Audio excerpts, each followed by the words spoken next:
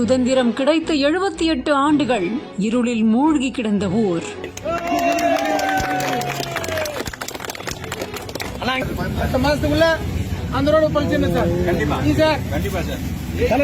பல வழிப்பறி சம்பவங்கள், அசம்பாவிதங்கள் என பலதரப்பட்ட சம்பவங்கள். வெளிச்சம் கொடுத்த மகராசா நீங்க நல்லா இருக்கணும்னு முன்னாள் அமைச்சரை பாராட்டிய தருணம்.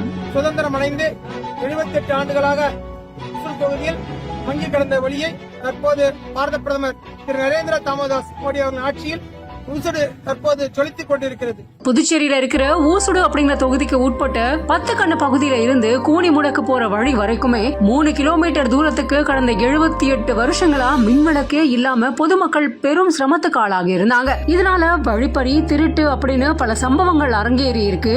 மக்கள் சாலையில நடக்கவே மிகுந்த அச்சத்தோட இருந்திருக்காங்க. இந்த சூழல்ல தான் சட்டமன்ற உறுப்பினரான முன்னாள் அமைச்சர் சாய் சரவணகுமாருக்கு அந்த பகுதி மக்கள் கூனிமுடக்கு சாலையில மின்விளக்கு பொருத்த கோரிக்கை வச்சிருந்த நிலையில மக்களோட இந்த கோரிக்கையின் அடிப்படையில 3 கிலோமீட்டர் தூரத்துக்கு 110 LED மின்விளக்குகளை பொருத்தி கொடுத்திருக்காரு. இதுல சிறப்பு விருந்தினரா சட்டமன்ற உறுப்பினரான முன்னாள் அமைச்சர் அவர்கள் சாய் ஜே சரவணன்குமார் மின் விளக்குகளை இயக்கி வச்சிருக்காரு. இந்தியாவுக்கு சுதந்திரம் கிடைத்து 78 வருடங்கள் ஆகுது, இப்பதான் இந்த ஊருக்கு வெளிச்சம் வந்திருக்கு அப்படின்னு ரொம்ப பெருமிதமா அவர் பேசி இருக்கிற இந்த வீடியோ இணையத்துல வைரல் ஆகி இருக்கு.